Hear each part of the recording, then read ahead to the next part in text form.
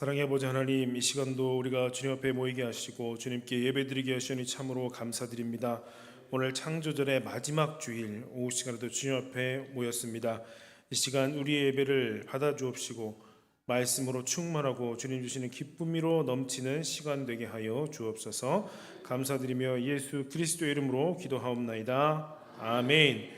함께 찬송가 540장 찬송하시고 정옥순 권사님께서 기도하시겠습니다.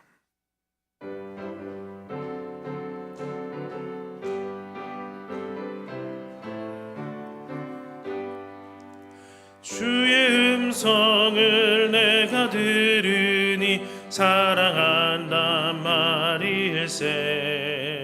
믿는 마음으로 주께 가오니 나를 영접하소서.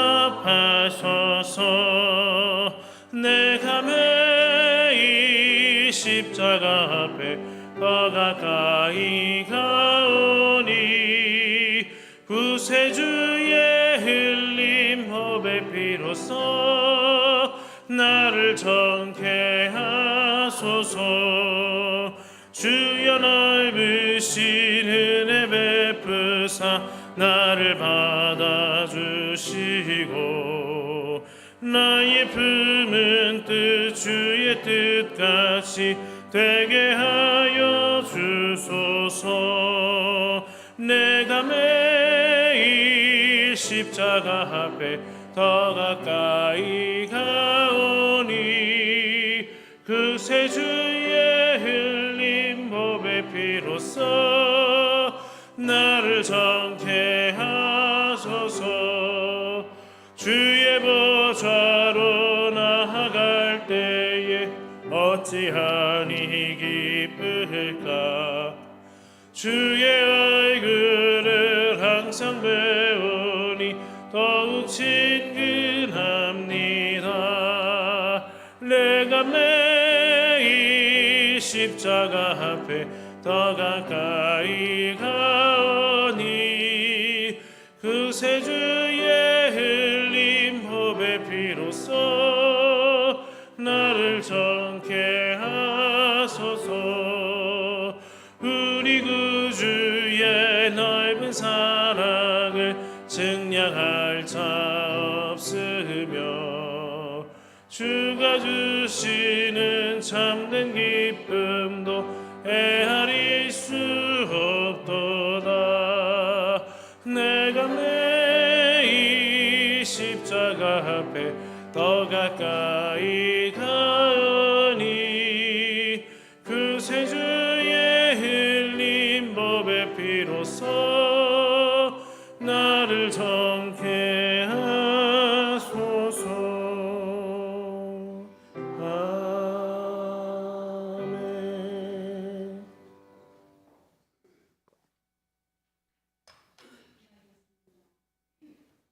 사랑과 은혜가 풍성하신 하나님 아버지, 이 땅에 살면서 주님으로 인하여 복 있는 삶을 살게 하시고 날마다 말씀과 성령으로 인도하여 주심을 감사합니다. 용서의 하나님, 지난날에 저지른 잘못된 행실과 마음을 아시오니 용서하여 주시고 꺼져가는 등불 같은 우리의 심지를 더워 주옵소서. 예배드리는 이 시간 신령과 진정으로 주님을 예배하길 원합니다. 우리의 마음과 생각을 온전히 주님께 드리게 하시고 오직 주님만을 의지하며 주님의 말씀과 사랑 안에서 참된 위로와 희망을 얻게 하여 주옵소서. 100주년 기념을 교회 객적 기공예식 참석하신 목사님과 장로님, 권사님과 동행하여 주시고 안전하게 돌아올 수 있도록 건강을 허락하여 주시옵소서. 말씀 전하신 부목사님께 생명의 말씀으로 저희를 감독케 하사 은혜 충만한 삶으로 한 주간도 승리하게 하옵소서. 감사드리며 예수의 이름으로 기도드립니다. 아멘.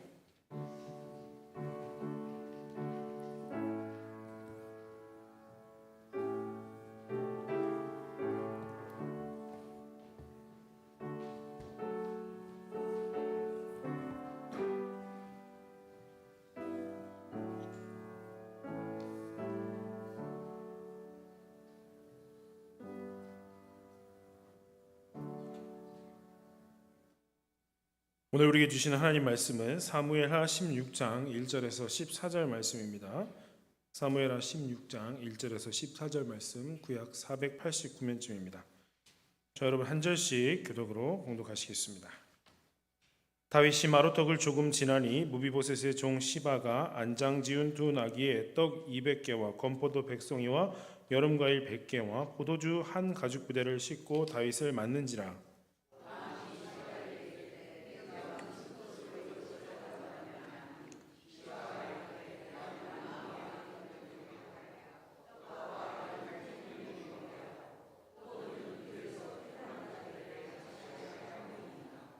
왕이 이르되 내 주인의 아들이 어디 있느냐 하니 시바가 왕께 아뢰되 예루살렘에 있는데 그가 말하기를 이스라엘 족속이 오늘 내 아버지의 나라를 내게 돌리라 하나이다 하는지라.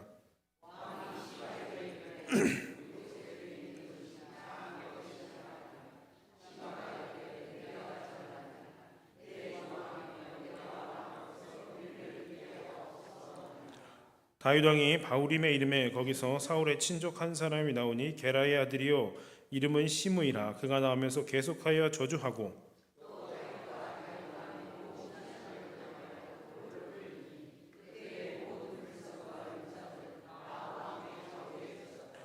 시므이가 저주하는 가운데 이와 같이 말하니라. 피를 흘린 자여 사악한 자여 가거라 가거라.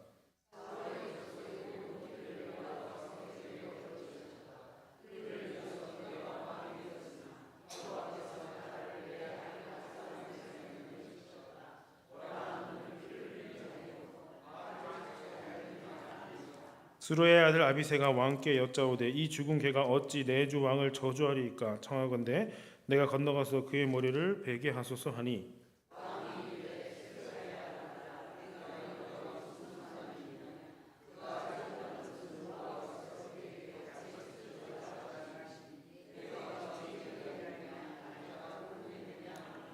또 다윗이 아비새와 모든 신하들에게 이르되 내 몸에서 난 아들도 내 생명을 헤아려 하거든 하물며 이 베냐민 사람이랴. 여호와께서 그에게 명령하신 것이니 그가 저주하게 버려두라.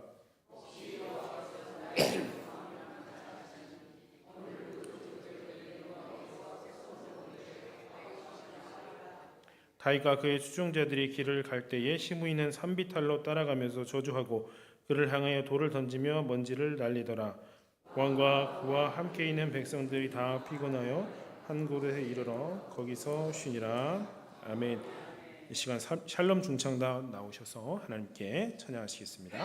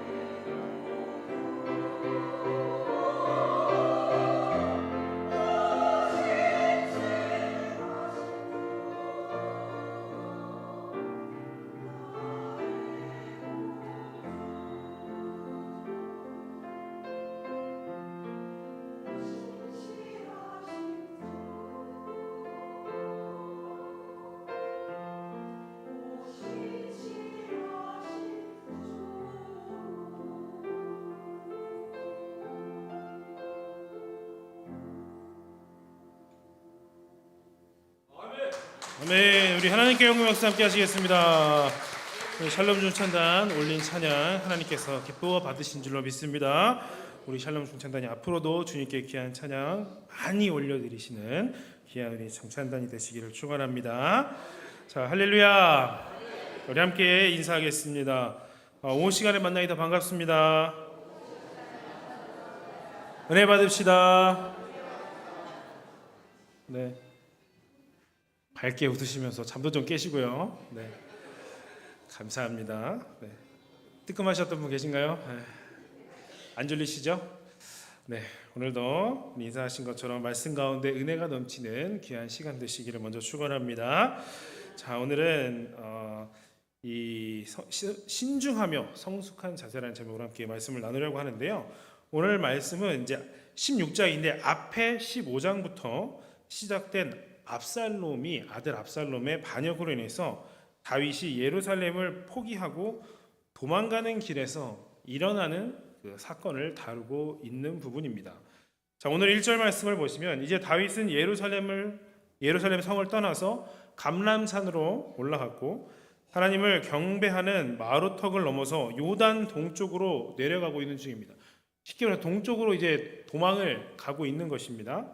이때 다윗은 가면서 두 사람을 만납니다.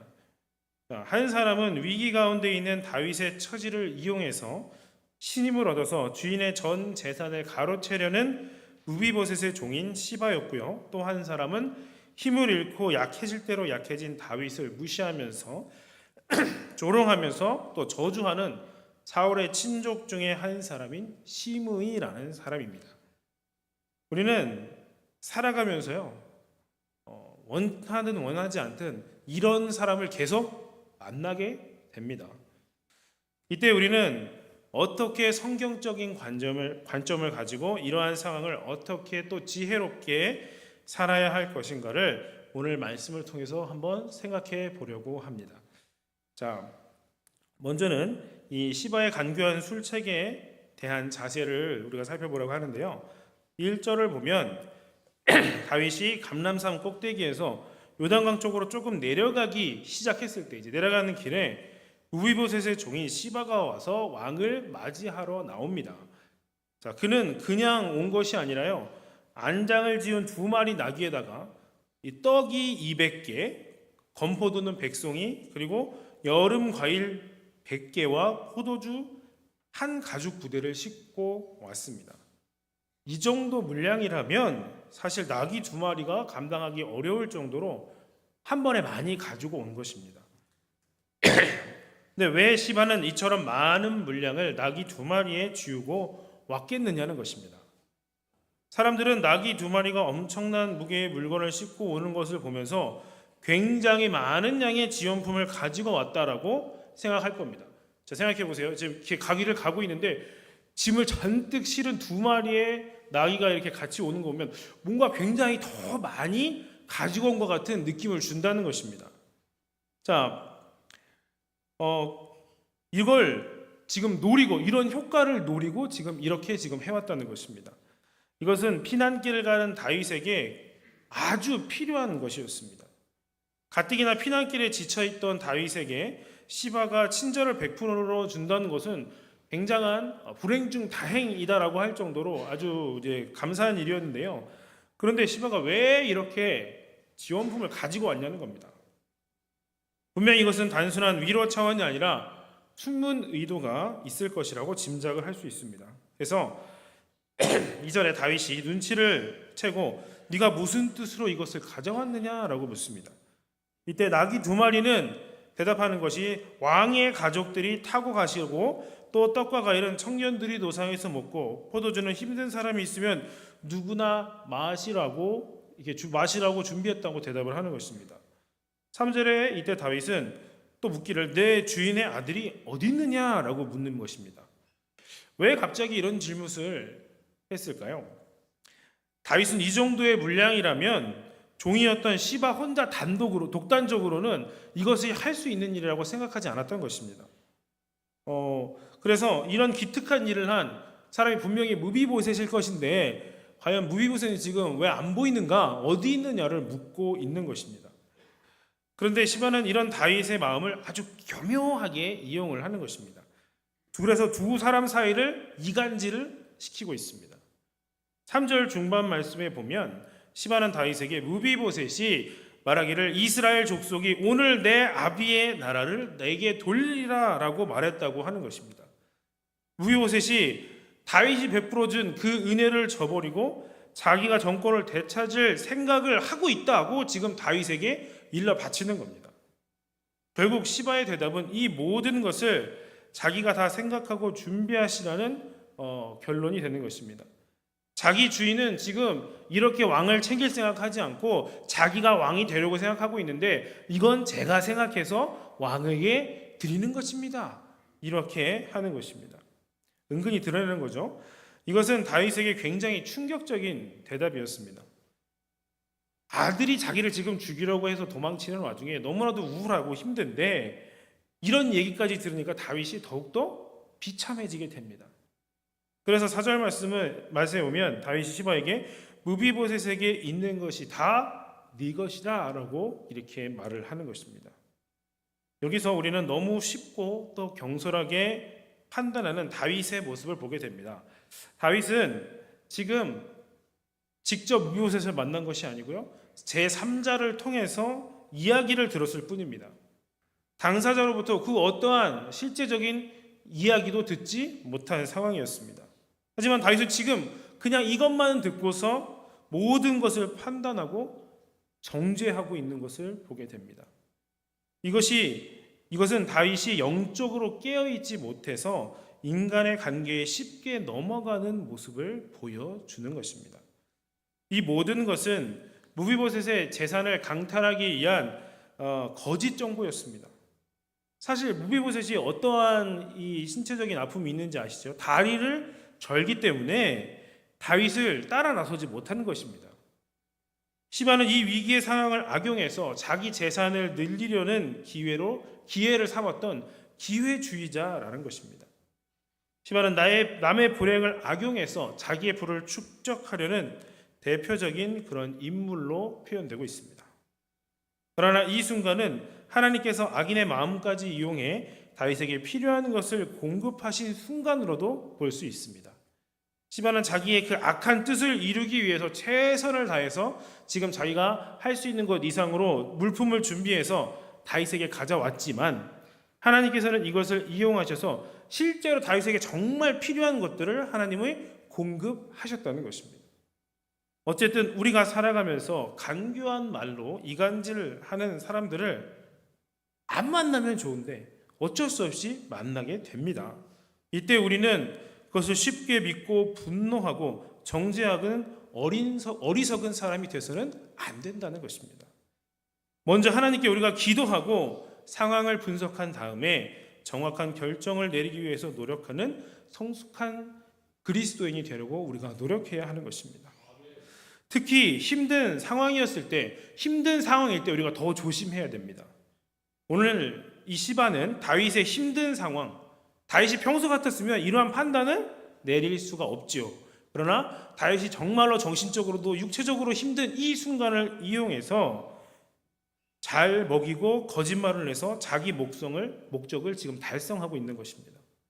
바로 이것이 마귀와 악인들이 성도들을 유혹할 때 흔히 사용하는 수법인 것입니다. 힘든 상황일 때 나에게 지나치게 잘해주는 사람은 숨은 의도가, 그렇지 않으면 좋은데 숨은 의도가 분명히 있을 수 있다는 것입니다. 성도들은 강한 핍박에는 강한데 이간질하는 이 거짓말에는 좀 약한 모습을 보입니다. 특정 부류의 사람들의 말만 듣고 그렇게 말만 듣고 그것을 쉽게 믿어버리고 쉽게 판단해서 문제를 어렵게 만드는 그러한 일이 우리에게 없어야 되겠습니다. 이 시간 먼저 항상 깨어서 분별력을 가지시고 또 민감하게 성령의 인도하심을 받는 성숙한 삶을 살아가시는 여러분 되시기를 축원합니다. 자, 이어서 5절부터 보면은 이제 다윗이 이제 바후림이라는 지역에 이르렀습니다. 바후림은 어디냐면 예루살렘 북동쪽으로 약 4km 정도 떨어진 곳입니다. 이때 다윗은 사울의 친족 출신 중 한 사람인 시므이라는 사람을 만납니다. 시므이라는 이름의 뜻은 하나님께서 들으심이라는 뜻입니다. 그런데 시므이는 어떠냐면 늘 하나님께서 듣고 계신다는 사실을 전혀 모르는 사람같이 지금 행동을 하고 있습니다. 시므이는 다윗을 계속 쫓아갑니다. 가까이 붙진 않아요. 그러나 계속 소리가 들릴 정도에서 계속 쫓아가면서 저주를 퍼붓습니다. 6절을 보시면 다윗의 일행을 향해 나중에 돌까지 던지면서 계속 욕을 합니다. 7절에 보면 시므이가 어떤 저주를 했는지 나오는데 먼저 다윗을 향해서 피를 흘린 자라고 합니다. 이 말은 8절에도 나오는 표현인데요. 아마 시므이는 다윗이 자기 생각에는 이겁니다. 다윗이 사울을 죽이고 그 왕권을 뺏어서 차지했다고 생각을 하고 있는 것입니다. 그래서 시므이가 다윗을 사악한 자라고 표현을 하는데 사악한 자라는 말은 원래 원문의 표현을 보면 벨리알의 아들이라는 뜻이 의역입니다. 이것의 의역인데 바로 마귀의 아들이라는 그러한 뜻을 내포하고 있는 그걸 지금 다윗에게 이야기하고 있는 것입니다. 그리고 여호와께서 사울 족속의 모든 피를 다윗에게 또 돌리셨다고 네가 왕이 되었으나 여호와께서 압살롬의 손에 그 나라를 넘기셨다고 계속 쫓아가면서 조롱하고 있습니다. 시므이의 저주는 하나님의 계획도 하나님의 섭리도 모르는 하나님을 대적하는 그러한 행위였습니다. 사울을 패하고 다윗을 새로운 왕으로 세우신 분이 바로 하나님이십니다. 시므이는 다윗이 왕이 된 배후에 하나님의 섭리와 계획이 있었는데 그거는 사실은 전혀 알지 못했던 것입니다. 그런데 사실 용감한 것도 특별한 소신이 있었던 것도 아니었습니다. 이 시므이는 다윗이 왕권을 강화해 나갈 때는요 이런 얘기를 했을까요? 못했을까요? 왕권이 강할 때는 쥐죽은 듯이 조용히 살고 있었습니다. 그런데 힘을 잃고 지금 다윗이 도망치는 처지에 처하니까 거기에 쫓아가서 고함을 지르고 있는 것입니다. 나중에 뒤에 19장을 보면 다윗이 다시 복귀할 때 와서 비굴하게 자기의 목숨을 구걸하는 모습을 보게 됩니다. 그러니까 결국 시므이도 기회주의자라는 것입니다. 힘을 잃으니까 와서 무시하고 조롱하고 저주를 퍼붓다가 나중에 다시 힘을 얻으니까 그때는 비굴하게 와서 무릎을 꿇는 그런 비굴한 사람이었던 것입니다. 우리는 약한 자에게는 자비를 베풀고 강한 자에게는 강하지만 불의한 자에게는 의분을 품고 강도 높게 소신을 밝힐 수 있는 사람이 되어야 합니다. 그런데 이 시므이가 왜 과연 이러한 사람이 되었겠습니까? 시므이의 출신을 보면 우리가 알 수 있습니다. 시므이는요 사울의 친족이었습니다. 사울의 친척이라는 겁니다. 그러니까 혈연과 지방색으로 하나님의 공의를 거스르는 대표적인 사람인 것입니다. 얼핏 시므이의 말은 굉장히 공의로운 말처럼 그냥 그것만 들어오면은 굉장히 공의로운 말처럼 들릴 수도 있습니다. 네가 피를 흘렸으니까 하나님께서 너의 피를 흘리게 하시는 것이다. 하나님의 이름까지 들먹이면서 막 다윗을 저주합니다. 그런데 사실은 혈통과 지연에 이 사로잡힌 개인적인 생각에 불과했던 것입니다.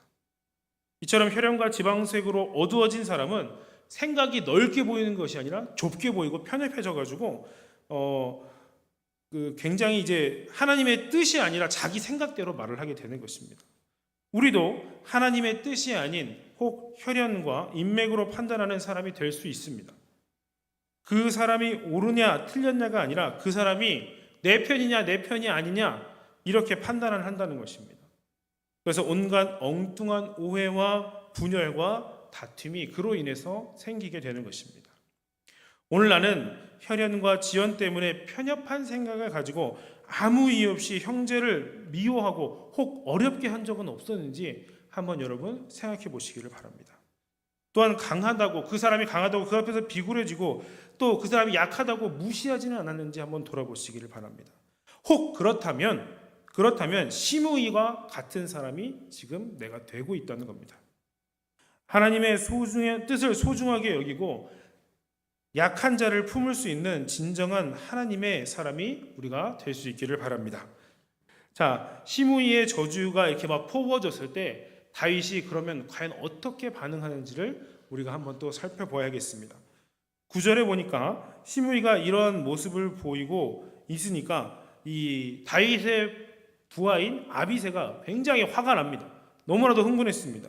그래서 이 죽은 개가 어찌 내 주 왕을 저주하리이까라고 막 소리칩니다. 저런 죽은 개 같은 녀석 내가 보내주시기만 하면 내가 한 칼에 죽일 수도 있습니다라는 것입니다. 정말 똑같은 상황을 만나도 이처럼 관점이 다르다는 것을 보여주는 것인데요. 아비새는 이 죽은 개가라고 말을 하는데 다윗이 하는 말은 너무나도 다른 말입니다. 바로 여호와께서라고 말을 하고 있는 겁니다. 오늘 말씀에 다윗의 말 중에 여호와께서라는 말이 4번이나 등장을 합니다. 10절에 보면 스루의 아들들아 내가 너희와 무슨 상관이 있느냐, 이 말은 나는 너희와 생각이 다르다는 그런 관용적인 표현을 하고 있습니다. 어떻게 다르냐면 죽은 개 같은 시므이가 한 저주가 아니라 하나님께서 하신 것이라는 것입니다. 10절 하반절에 그가 저주하는 것은 여호와께서 그에게 다윗을 저주하러 하심이니, 또 11절에는 여호와께서 그에게 명령하신 것이니 그가 저주하게 그냥 냅둬라 하는 겁니다. 그의 저주는 지금 단순한 저주가 아니라 하나님의 징계와 섭리 가운데 허락이 됐으니까 지금 저렇게 할 수 있는 것이라는 겁니다. 하나님께서 허락하지 않으시면 이런 저주가 지금 나에게 일어날 수가 없다는 것입니다. 이것은 어떤 것이냐면 철저하게 하나님의 주권을 인정하면서 하나님의 주권 내가 인정합니다, 받아들입니다 라는 것입니다. 그러면서 12절에서 혹시 여호와께서 나의 원통함을 감찰하시리니 오늘 그 저주 때문에 여호와께서 선으로 내게 갚아주시리라 라고 합니다. 갚아주신다라는 말은 8절에 나왔던 시므이가 한 말 돌리셨도다라는 말과 똑같은 단어를 사용한 것입니다. 지금 시므이는 사울 족속의 모든 피 흘린 죄값을 다윗에게로 돌리셨다라고 저주를 했지만 여호와께서는 도리어 선으로 내게 돌려주실 것이라는 그 신앙 고백을 다윗이 하나님께 드리고 있는 것입니다. 우리에게는 악인의 저주가 통하지 않는다라는 겁니다. 하나님께서 분명히 우리의 인생을 선한 방향으로 돌려주실 것임을 여러분 믿으시기를 바랍니다. 13절에 계속해서 시므이는 계속 지금 저주를 퍼붓고 있지만 14절에 다윗과 그 일행은 다 피곤하여 한 곳에 이르러 거기서 쉬었다라고 말씀합니다. 우리말 성경은 그냥 쉬었다라고 번역을 하고 있는데요. 원문의 뜻은 힘을 얻었다, 상쾌해졌다라고 하는 뜻입니다. 그러니까 원문은 하나님이 주시는 새 힘을 얻고 그곳에서 회복할 수 있었다라는 것입니다. 우리가 새 힘을 얻을 수 있는 방법은 원수의 조롱과 저주가 나에게 통하지 않는다라고 믿고 하나님의 주권을 겸손히 인정하면서 내 갈 길을 가면 하나님께서 우리에게 쉼터를 주시고 우리에게 회복을 주시고 우리에게 새 힘을 주신다는 것입니다. 다윗이 이렇게 시므이를 무시하면서 자기 길을 그렇게 끝까지 걸어갈 수 있었던 것은 고난과 징계 속에서 하나님의 뜻을 찾으면서 하나님이 허락하지 않으시면 절대 이러한 일이 일어날 수 없다고 믿었기 때문입니다. 고난을 통해 자기가 어떠한 사람인가를 발견하고 하나님이 어떤 분이신가를 분명하게 다윗은 이 자리에서 깨닫고 있었던 것입니다. 이것은 다윗의 믿음이고 다윗의 신앙 고백입니다. 결국 이 고백대로 다윗은 어떻게 됩니까? 나중에 이전처럼 온전하게 회복이 됩니다. 압살롬도 시므이도 모두 하나님의 심판을 받아서 죽었습니다. 다윗은 자기에게 일어나는 모든 생사화복이 하나님에 의해서 진행되고 있음을 고백했고 결국 그 믿음대로 자기 삶에 이루어지는 것을 경험했던 것입니다. 오늘 먼저 우리에게 이러한 신앙 고백과 이러한 믿음이 있기를 소원합니다. 그래서 어떠한 조롱과 어떠한 멸시 속에서도 하나님의 뜻을 구하며 하나님의 인도하심을 받아 승리하는 삶을 살아가는 여러분 되시기를 축원합니다. 오늘 말씀에서 다윗은 자기를 저주하는 자에게는 강하고 자기에게 환대하는 자에게는 약한 모습을 보이고 있습니다.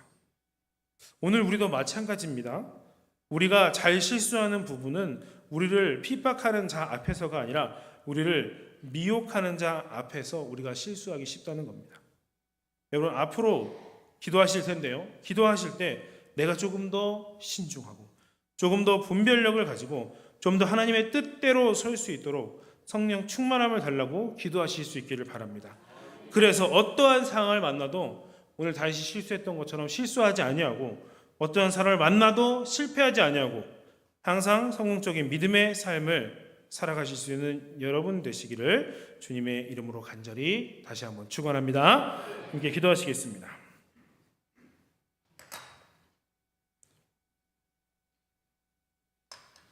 사랑의 아버지 하나님, 은혜와 사랑을 참으로 감사드립니다. 오늘 우리에게 귀한 줄 허락하시고 이 시간 다시 주님 앞에 나와서 예배드리게 하시니 감사드립니다. 하나님, 이 시간 우리가 어떻게 하면 신중하며 성숙한 자세를 가질지에 대해서 나눴습니다. 오늘 말씀을 통하여 보니 다윗은 자기를 저주하는 자에게는 강했고 자기를 환대하는 자에게는 약한 모습을 보여주었습니다. 하나님, 우리가 항상 깨어서 분별력을 가지고 민감하게 성령의 인도하심을 받는 그러한 성숙한 삶을 살아갈 수 있도록 주님 인도하여 주옵소서. 또한 어떤 조롱과 멸시 속에서도 하나님의 뜻을 구하며 하나님의 인도하심을 따라서 승리하는 믿음의 삶으로 살아가게 하여 주옵소서. 감사드리며 예수 그리스도 이름으로 기도드립니다. 아멘. 네, 오늘 태국 개척 선교단을 위해서 기도해 주시고요. 나머지 광고는 주보를 또 참고해 주시기 바랍니다. 함께 찬송가 549장 함께 찬양하겠습니다.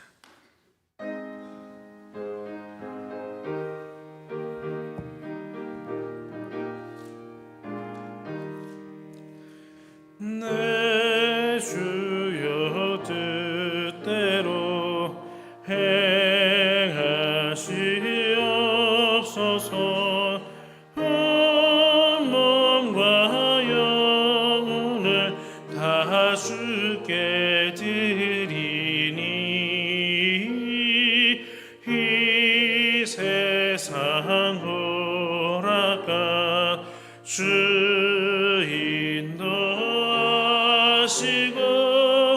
날 주관하셔서 뜻대로 하소서.